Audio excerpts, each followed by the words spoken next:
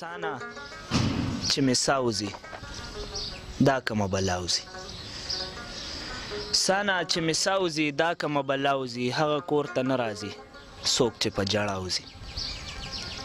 زما او ستا به روغه وي میند نه که دنیا وځي شروع کوم په نامه د هغه المقیت یعنې طاقت وربهونکي جل جلاله په نوم چا چې اختشام خان له دومره طاقت ورکړو چې ستاسو مخکې یې خوله پرانسته په نامه د هغه المعز یعنې عزت وربهونکي جل جلاله په نوم چا چې زموږ او ستاسو په شریکه پروګرام ادبي محفل ته په سوشل میډیا باندې یو ستر د عزت مقام ورکړی دی سلامونه نیکې هیلې او پیرزونې مې ومنئ د لوی بادشاه نه تمه لرم چې روغ رمټ به یې د صحت او د عزت په جامه کې وپټ یې قدرمنو کتونکو څنګه چې زه هره مرکه کې ویم چې شعر او شاعر دواړه ټول کام په شریکه اساسوي یو شاعر صرف د یوې ډلې د یوې تنظیم د یوې پارټۍ نه بلکې د ټول کام په شریکه ملکیت وي شاعران د خپل کام د تهذیب عکاس وي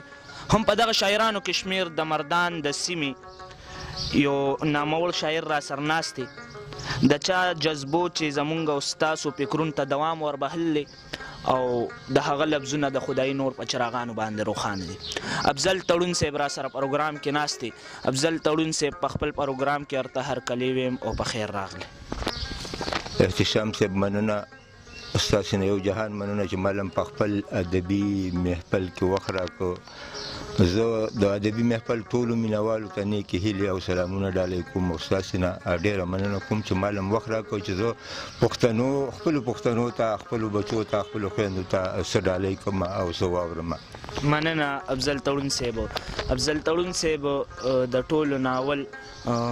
څه کسان خو به تاسو پیژنئ خو څه به د سماج نیوز په شیشه باندې په ادبي محفل پروګرام کې هم په ړومبي ځل ویني غواړم چې زموږ د مینوال سره څه لږه شان مختصر شان پیژنګلو خپله وکړئ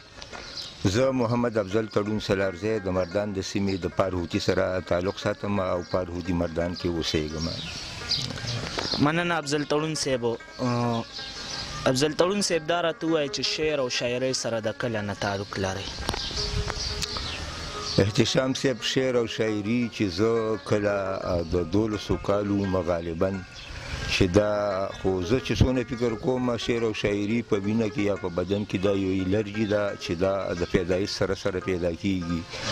نو ما دغه الرجي چې و ما ته 12 کلنۍ کې 13 کلنۍ کې لګېدلې و دغه حس ما سره پیدا شوی و چې زه شاعري وکړم خو ما چې کله سکول کې به د رحمان بابا شاعري کتله په کتابونو کې نو زه د هغې د شاعرۍ نه هم متاثره شوی وم او هغې هم دې ته مجبوره کړی وم په شاعرۍ باندې چې زه شاعري وکړم مننه تړون صاحب په کومو اصنافو دې کار کړی تړون صاحب غزل دې لیکلی نظم دې لیکلی نور داسې کوم اصنافو باندې تاسو کار کړلی احتشام صاحب په خپل ځاني مې ډېر زیات غزل خوښېږي او غزل مې ډېر زیات لیکلی دی غزل ته مې ترجیم ډېره ورکړې زما په خپل هم ډېر زیات خوښ دی نور د دې نه مواره ما نظمونه هم لیکلي دي او ما داسې کمې کوزې چاربیتې هم لیکلي دي قطعې مې هم لیکلي دي او خو ما ډېر زیات غزل لیکلی دی او مننه تړون صاحب عمر خو م راته ډېر زیات ښکاري زما په خیال تاسو به څه کتابونه هم لیکلي نو که په هغې م راته لږه غونته کې رڼا واچوله نو ډېره به ښه وي جی احتشام صاحب ما دوه کتابه لیکلي دي چې یو اولنی کتاب زما د محبت زنځیر دی او دویم کتاب زما نیمګړی غزل دی د محبت زنځیر زما تیار دی چاپ دی راغلی دی او د نیمګړی غزل چې دی دا تیار دی دا هم تیار دی کمپوز شوی دی د پریس هم تیار دی خو ما لا کتابونه راغوستي نه دي نو ما دوه کتابونه لیکلي دي او د دې پښتنو دپاره مې تیار کړي دي او ورته ډالۍ شوي دي مننه تړون صاحب مینوال به ناست وي په سماج نیوز په شیشه باندې به په پروګرام ادبي محفل کې تاسو ویني غواړم چې هغې سره څه شریک کړئ که غزل را سره شریکوئ یا نظم نو څنګه مو خوښه ده تړون بابا زه به ملګرو سره یو غزل شریک کړم او خدای دې وکړي چې د ادبي محفل د ځوانانو ټول د غزل خوښ شي د غزل نه مخکې یو 3 بیته چې دې کې به د حالاتو او د وخت مطابق هم څه پراته وي ډېر ښه لکه درد مې د پرهر په غېږ کې پروت دی لکه درد مې د پرهر په غېږ کې پروت دی ستا انځور مې د نظر په غېږ کې پروت دی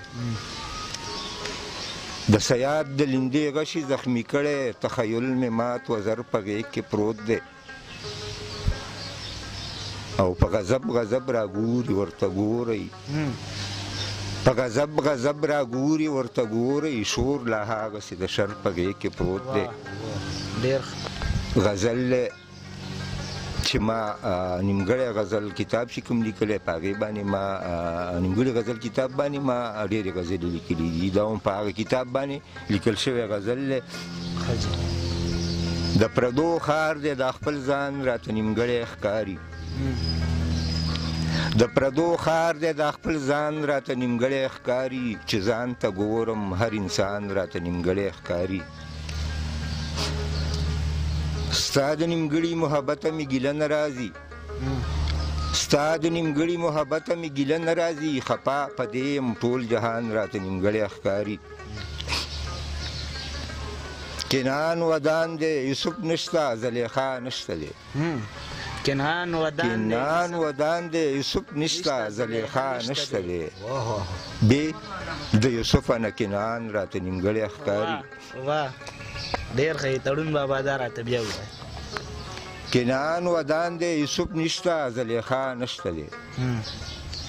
کنعان ودان دی یوسف نشته زلیخا نشته دی بې د یوسف نه کنعان راته نیمګړی ښکاري او هجوم یې ډېر دی او د سر یې سرپرست نه ښکاري هجوم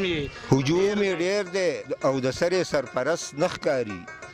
د پښتنو دغه کاروان راته نیمګړی ښکاري ډېر ښه تړون بابا ډېر ښه شعر چې بېلتانه له یغیارو بهانې جوړې کړي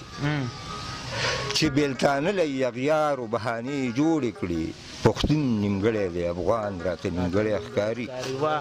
ډېر ښه تړون بابا او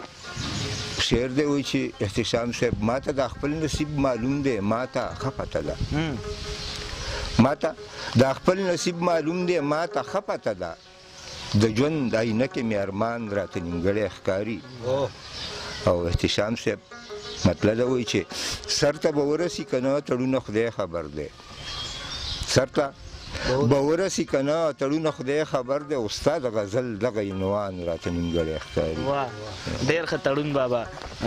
ډېره زیاته مننه ډېر خوند یې وکړو غواړم چې یو غزل لا سره بل هم شریک کړې نو څنګه مو خوښه تړون بابا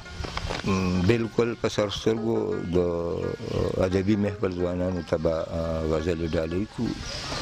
زه به یو لنډ شان غزل د ملګرو ته ډالۍ کړم چې خواله درځم زما نیمګړی شان غزل پاتې دی دا د نیمګړي غزل شاعري ده احتشام صاحب خواله درځم زما نیمګړی شان غزل پاتې دی ستا د اوربل سوري ته لږ غوندې مزل پاتې ډېر ښه تړون بابا خواله درځم زما نیمګړی شان غزل پاتې دی ستا د اوربل سوري ته لږ غوندې مزل پاتې دی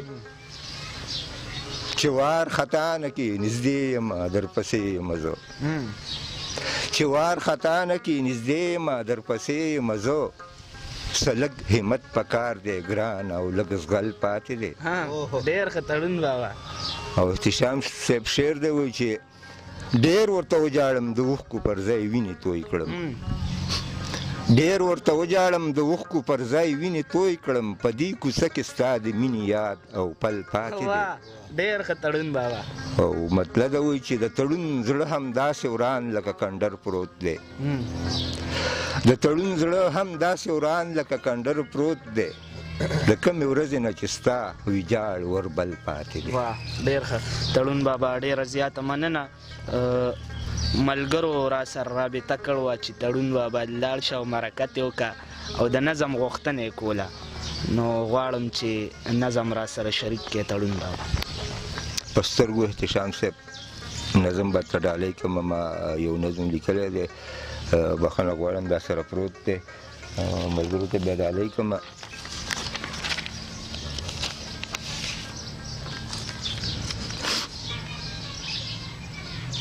دا د حالاتو باندې ما چې کله دا حالات ډېر کړکېجن شوي وو ما یو نظم لیکلی و مینوالو ته ډالۍ کوم دنیا کې امن خور دی مونږ یې پټ په دون غبار